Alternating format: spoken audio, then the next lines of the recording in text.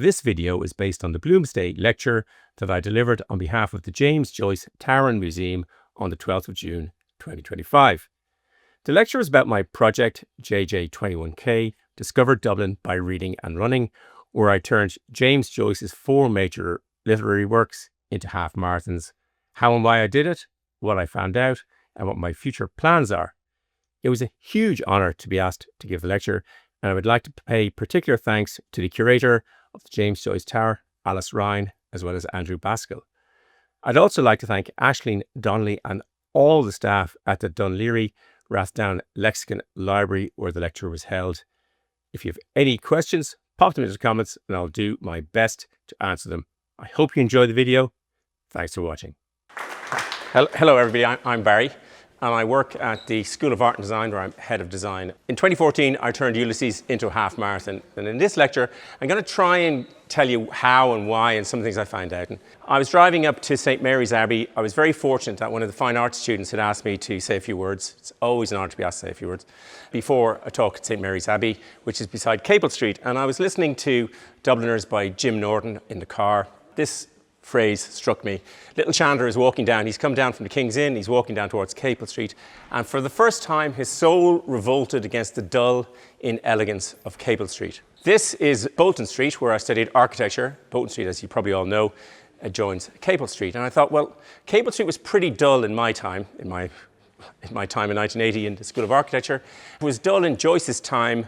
That's the dull inelegance of Capel Street from a couple of weeks ago, or thereabouts. Around the same time, I was asked to give a speech at the opening of, we had got some Canadian students over. I was asked to say a few words again before the Canadians to welcome them to Dublin. And I was in Wood Quay with Dublin City Council. And I thought, why write a speech when you can just give someone else's? So this is from the dead. It's, ladies and gentlemen, it's Gabriel Conroy's speech.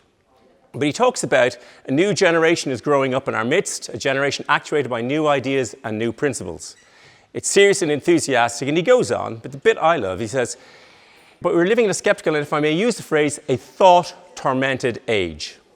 And sometimes I fear that this new generation, educated or hyper-educated as it is, will lack those qualities of humanity, of hospitality, of kindly humour, which belonged to an older day.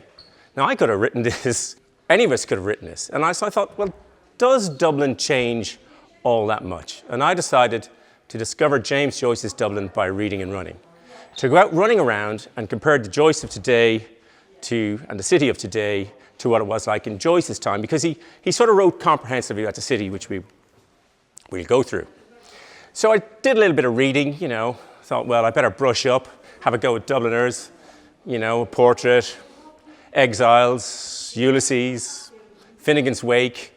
When you start here and you're reading Richard Ellman's famous biography of Joyce, you kind of know you're a bit deep in when you're reading the biography of the biographer of James Joyce, which came out a few weeks ago. So you're in a bit, and so starting to read a bit more, and I was starting to run a bit more. Now, when I was younger, to be a younger runner. Anyway, when I was younger, I ran lots of half marathons. Well, not lots of half marathons, but I did half marathons, and then I convinced myself that it was good to get fat and old, drink a lot of beer, and remember the days when I could run. But I thought, maybe I'll start again. So I slowly started doing it. This is a very famous book by Haruki Murakami that most people who run and read this book. At any rate, that's how I started running. 33, that's how old I was then. Still young enough, though no longer a young man. That was the age when I began my life as a runner, and it was my belated but real starting point as a novelist. He's a brilliant novelist. But he's connecting somehow his running to his writing. Running is a great activity to do while memorizing a speech as, almost unconsciously, I move my legs, I line up the words in order in my mind. Sometimes when I'm practicing a speech in my head, I catch myself making all kinds of gestures and facial expressions, and people passing me from the opposite direction give me a weird look. Now, this is me pretty much most times of the week. But certainly last weekend, as I'm running along and thinking about what I'm going to say and the order in which the slides will go. But this connection of running and thought is something that is with me all the time. And so I thought, well, all right, you're reading, you're running. What about a little bit of writing? And so I would start to read pieces. Most of the ones I show today are from Ulysses, but in this one, in the heart of the Hibernian metropolis, and I'd sort of read that, and then I'd read, I think it's Michael Corcoran's book on trams, and I'd go out and I'd run around. That's the music of the future. I'd have some quote from Ulysses, and I'd run around from Grange Gorman, where I worked, and try and see. So, for instance, the 46A, the recently lamented 46A, grew straight out of the tram lines, etc., etc. So I do that. This is my favorite piece in Ulysses. Bloom comes out of the pub, and he's had a few burgundies earlier on, and he's going to break wind. And when you read this, it's very hard to know what's going on. Except if someone tells you a few simple little things, it's incredibly clear. It's like it's suddenly any mystery vanishes. He sees a prostitute he may have lost his virginity with. He's had a bit too much burgundy. He thinks he's going to break wind. He turns and he sees Robert Emmet's speech in the window. He's reminded of Robert Emmet, which is where my country takes her place among. He sees the tram coming. He thinks, oh, this is a great opportunity with all the noise of the tram, etc., etc., etc. So I ran around, all the smells of Dublin, the brewery, the horses. I'm not going to read all of this quote, but it's Nora Barnacle, it's Joyce's letter to Nora, my beautiful, faithful darling, my sweet blackguard schoolgirl, and on he goes. And in this one paragraph, he's got amazing, delicate language and what would be called fairly coarse language.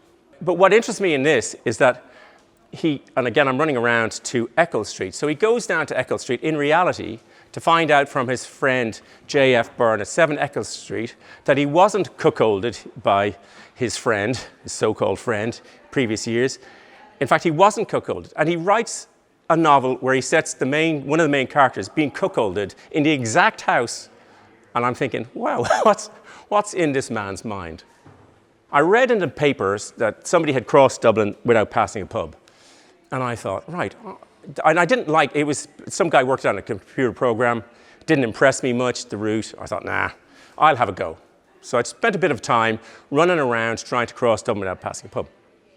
But I wanted specifically, and ultimately did go from where Joyce lived on the north side in either Peter's Road or Peter's Terrace or 5 or 7 or Phibsborough or Cabra, depending on the era and who you want to talk to, but down to Shelburne Road. I wanted to do that, and I managed to do that. You run down James Joyce Street as it happened. So I really enjoyed it. It was something to do. My knowledge of Dublin was increasing. My knowledge of Joyce was increasing. And then somebody said, well, look, if you want to cross Dublin without passing a pub, you simply go into all of them. So I thought, all right, better do that then. So I went into every single pub mentioned in Ulysses, apart from the 3 Jolly Topers. And I couldn't find that. No one could seem to find that. Out in Finglas somewhere. But I went by every one that was closed and into all the ones that exist. This is the Brian Boru, head against the Brian Boru, which is about to pass. So I did all that, and it was very long. It was obviously, there was a lot of research that was necessary. So I went to every single one for a night out. And then, anyway, it turned into finding the most authentic Joyce pub for Bloomsday, for RTE, which turned into, it's not at all in Ulysses, it's Mulligan's. And in this picture, if you went to the back, and reading lots of books about pubs, but on the left-hand side of Mulligan's is the original part, the right-hand side less so.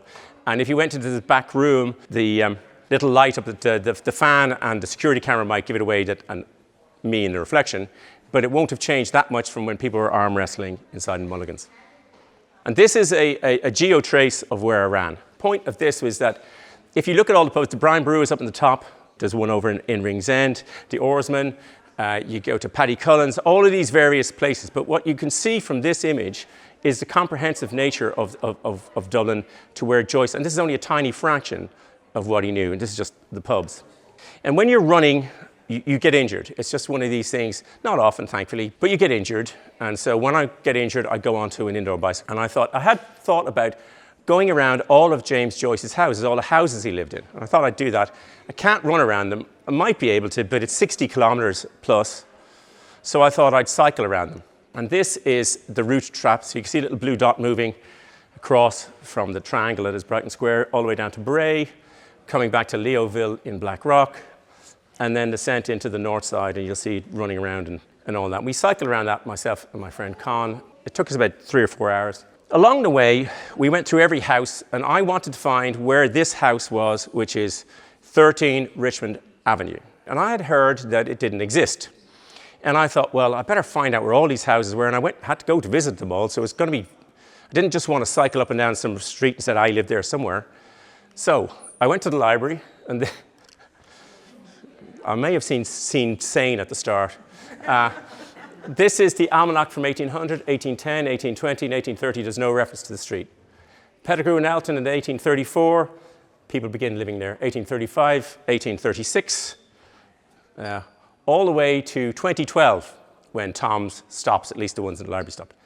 So I plotted every single person living in every single house and every single for quite a long period of time.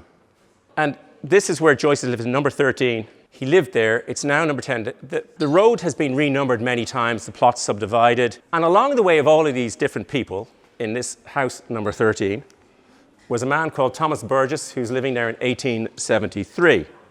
And this man was born in the same house as James Joyce in 1873. And I'm not sure if anybody knows who Charles William St. John Burgess is, but he left Belvedere in 1890, the same school as Joyce.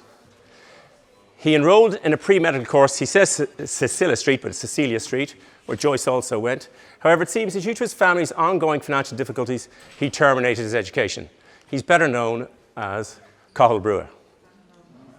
So he lived in the same house, he's born in the same house. And if you went down this very unassuming and somewhat unappealing street, you discovered that at the end of the street, Thomas Clark lived. He cycled to his death in the Rising from the same street. There's a huge amount of history just in that one street. I think the blog post was 25,000 words, just figuring out these houses, and particularly, this is from Tisdale's book, Joyce and Ibsen. I was lucky enough to be invited by the MC in Norway to come and give a talk, so I thought I'd better find out some stuff about Norway. From Elman's biography, it may seem as if Joyce put most of the crucial elements into his early life into a portrait in Ulysses, but it is useful to remember that Elman's eminent book is very much a portrait of the artist. There must have been wide areas of Joyce's life that we do not know about, because he did not explore them in his portrait of Stephen, and therefore did not leave clues that biographers can work on. And that's the kind of, I think this is so true, by the way, but that's the kind of area I'm interested in. We tend to see certain things and think, that's the life of a man, and they're the life of his characters. But there's so many things that we don't know, and we're still finding out. I also then read Karl Ove Knausgaard's My Struggle. It's 6 books, 3,600 pages long. It's well worth reading. His first Joyce book he bought was Stephen Hero, which is an unusual choice for the first Joyce book you're going to buy. But he's talking about the biography of he talks a lot about his father. I mean, I suppose the whole book is really about his father. But he says, it isn't him I've described, it's my image of him. And that's the thing, that it's this imaging and layering that I'm interested in.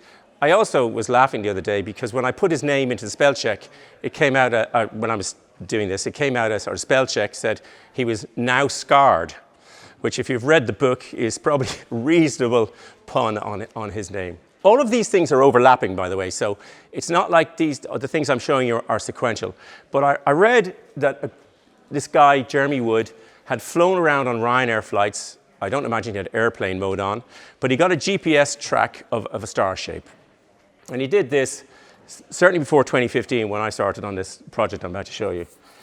And when he was doing this, a thing called Strava art became popular, where you would run and your GPS would track you, in much the same way you would have seen the pubs.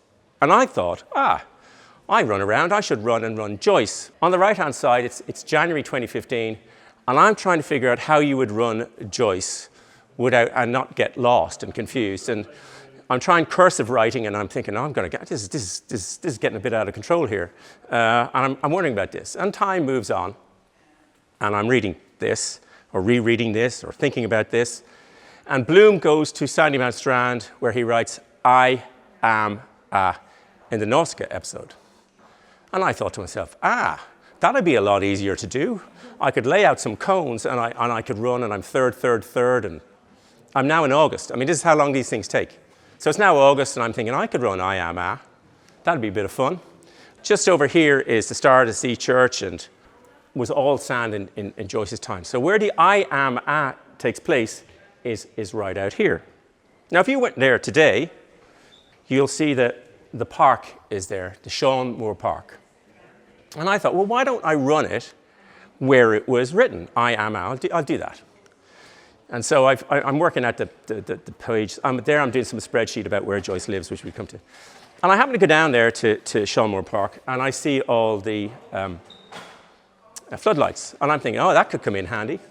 So this is me filming myself running I am A. So I'm running the I, so I go from one to the other one.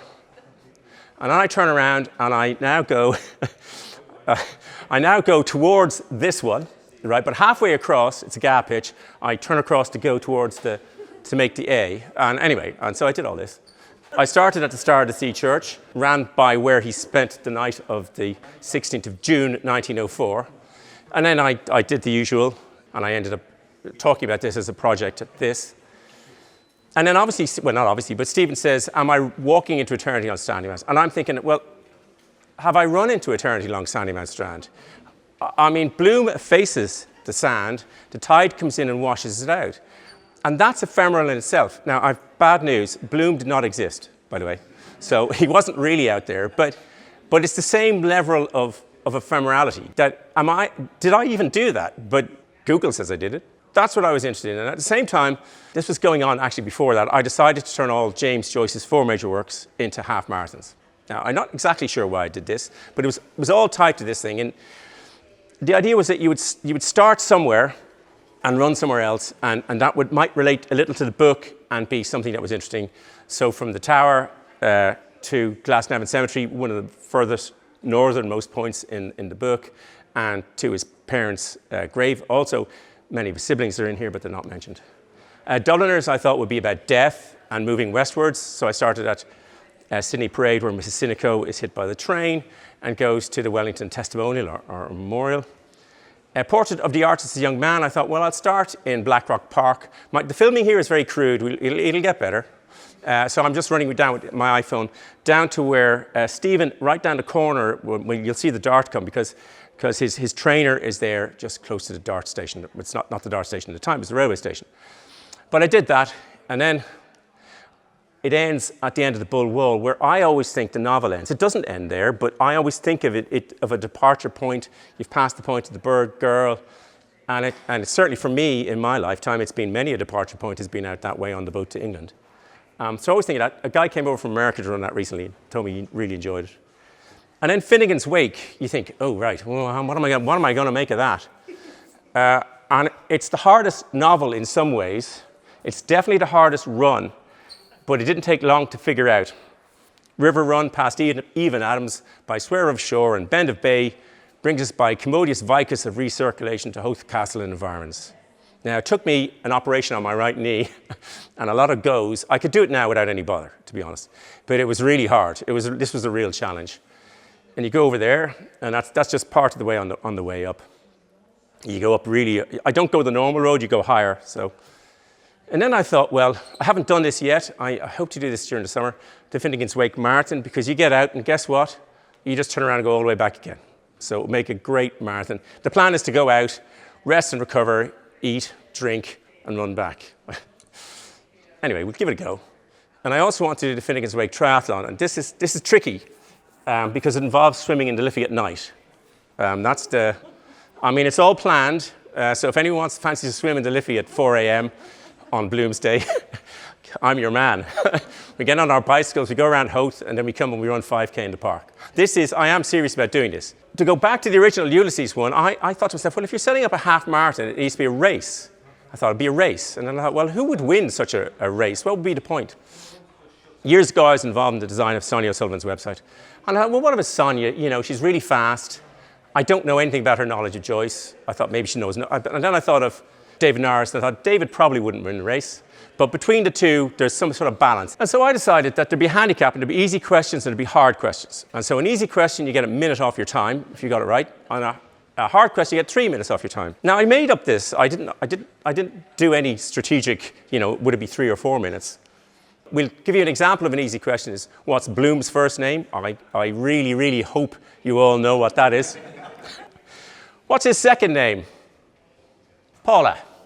So that's that would be a relatively hard question. And then one day, years later, I was sitting there and I thought, hang on, I've got my time when I was a young man I have a time when I was an older man, and I put them into some sort of calculation. I figured that when I was a young man, I could have answered 11 easy questions. You know, I didn't know Bloom was Leopold and whatever other easy questions. And I knew I could answer all the hard questions because I set them, always a trick. So I thought, and then I did the math, and I discovered that my older self beat my younger self by a minute. Now, the point of this is that as you get older, you gain knowledge, but you may lose some performance in terms of running. And it changes towards the later years of your life, but there is that. And that struck me about Ulysses. You've got the younger man, the younger Stephen, and the older Bloom, and there is this sort of crossing point that is what interests me so much in the novel. He's a cultured old man around, Bloom is. He said, seriously, he's not one of your common or garden. You know, there's a touch of the artist about old Bloom. If Stephen is the portrait of the artist as a young man, there's a touch of the artist about old Bloom. And it's this sort of stuff that is really, that's where I'm in there shoveling. That's where I really like this. I discovered that Michael Grodin, the well-known, since deceased Joycean critic, could run a marathon in a staggering time of 2 hours, 47 minutes. So he would easily have won it.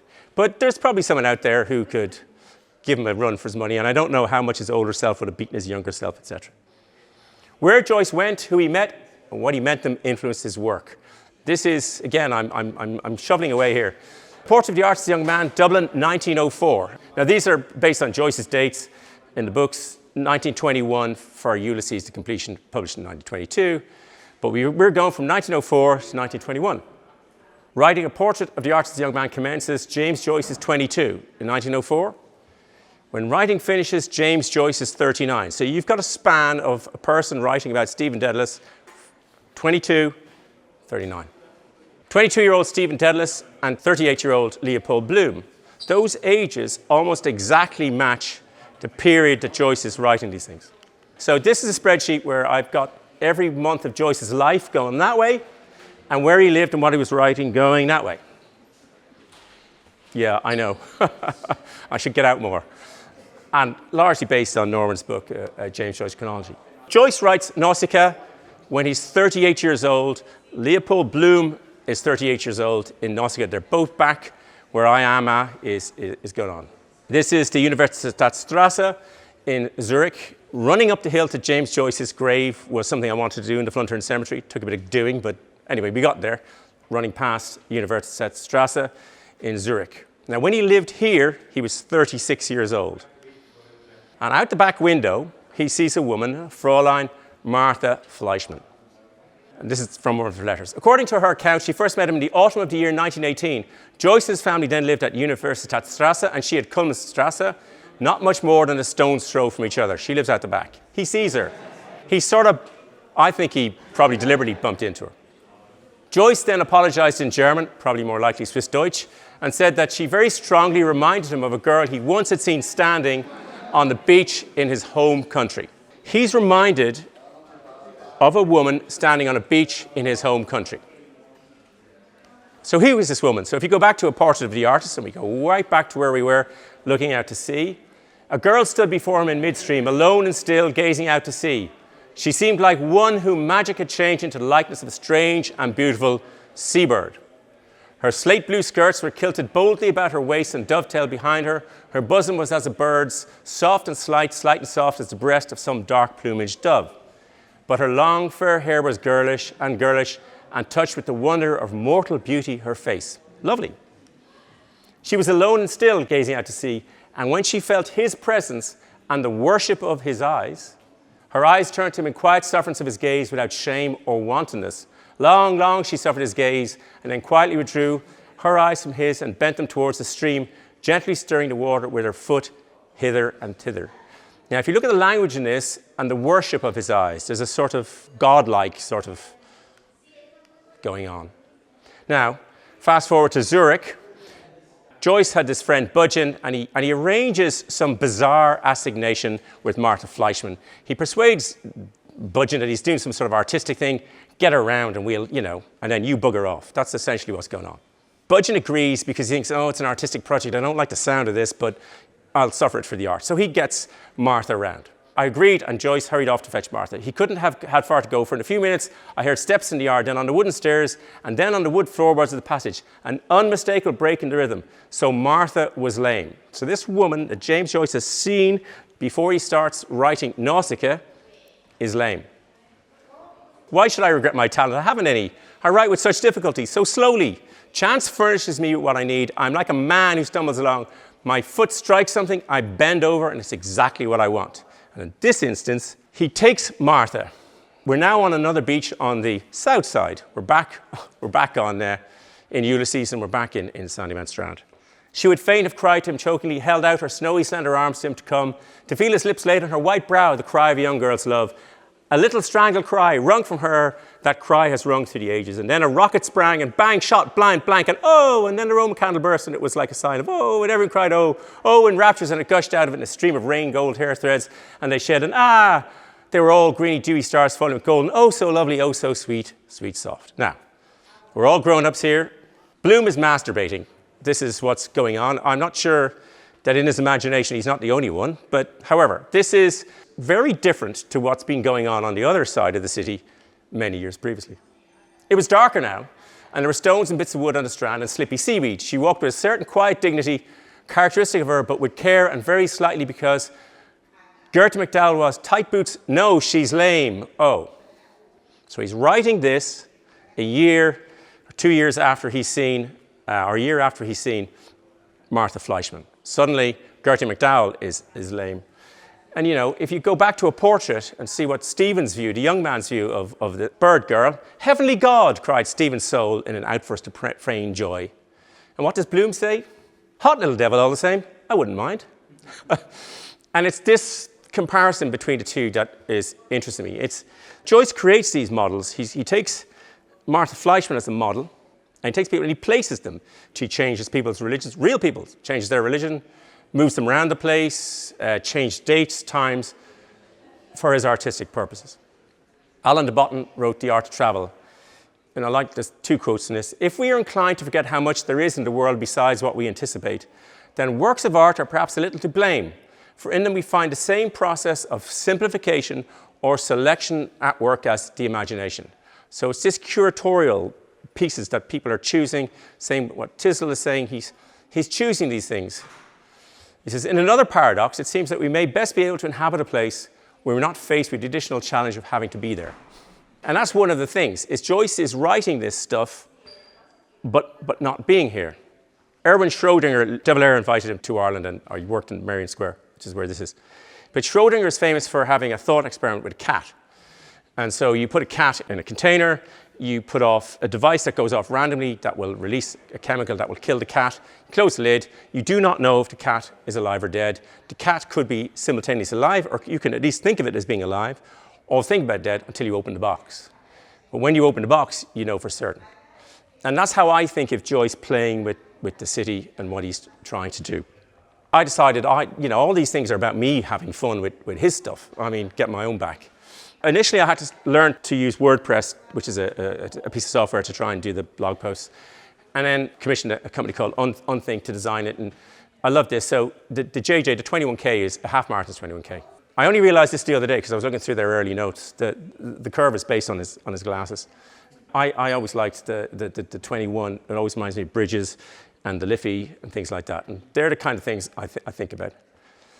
These are just some screen grabs, but there's a section on reading, there's a section on writing, there's a bit about running, some routes and some various things. And I kind of put stuff on there, but I kind of do stuff and then I do other stuff. So, but in this, I'd started to realize that I wanted to do some filming of things. And if you were to go onto this, there's a little bit about running, but it could use a bit of updating. But there's videos about an introduction, once around the park, running into Sandymount Strand, and then there's some research. So if I speak at a conference, I do that, and then there's various other bits and pieces.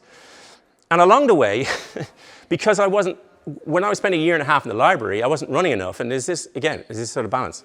So I decided that I wanted to film my marathons, my Ulysses stuff. So I decided, right, what I'll do is I'll set up a YouTube channel about running, and I'll learn how to make videos. That's what I thought I would do. that would be a little bit better on the iPhone going up and around, you know, that you've seen so far. And so I set up this website called Old Man Runner because I like bad puns, and my dad loved the song Old Man River. And so I just keep running along. That's the general thing. But anyway, I'm 310 videos in. I hadn't expected to do this, and I certainly didn't expect to be 17 marathons in. And anyway, and these things are all going on in parallel. And that led to this, which is a YouTube channel about all of these. If I make a public lecture, or sometimes about a running route. So I've got the lav mic on, it's recorded. I'll stick it to the slides in a couple of days. And then that will go up. And I got a little bit better at the filming. And this is all because I want to film Ulysses. So you can just imagine this is Sandy Mount Strand. And I'm reviewing a shoe here, but never mind that. This is Monument Valley in Arizona. But it'll give you an idea of what I'm trying to do.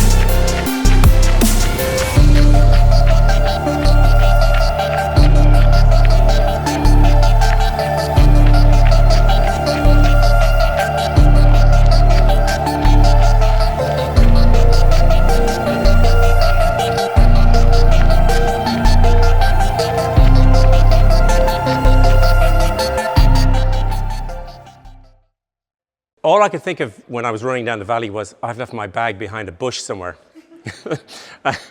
But I was trying to film and learn how to film, and I've got a bit better at it. And this film might seem a bit odd. You might wonder what's going on here. What I'm trying to do here, of all the strange things, I doubt you'd guess what I'm trying to do. What I'm trying to do here is learn to fly a drone. So I'm flying a drone, and I'm afraid to bring it outside the house. Tweety Bird does not appear in Ulysses. Maybe Finnegan's Wake. But I'm flying, and I'm trying to close fly, because before I go outside and crash and all these kinds of things, I want to have a go in the house. So I'm going quite tight to the wall and these various things. I'm trying to learn how to film, which I've got a little bit better. So this is Killarney a couple of weeks ago. In 1904, Baron Ardlon, otherwise known as Arthur Guinness, lived here. It's Mucker's house. So I've got a bit better at the old droning, and I've got better at the running. I'm trying to put these things together. There's a whole load of loose things that are trying to come together that will result in me trying to have a film out about my interpretation of Ulysses, Finnegan's Wake. Now, who knows how long I've got at this, but we'll go as far as we can.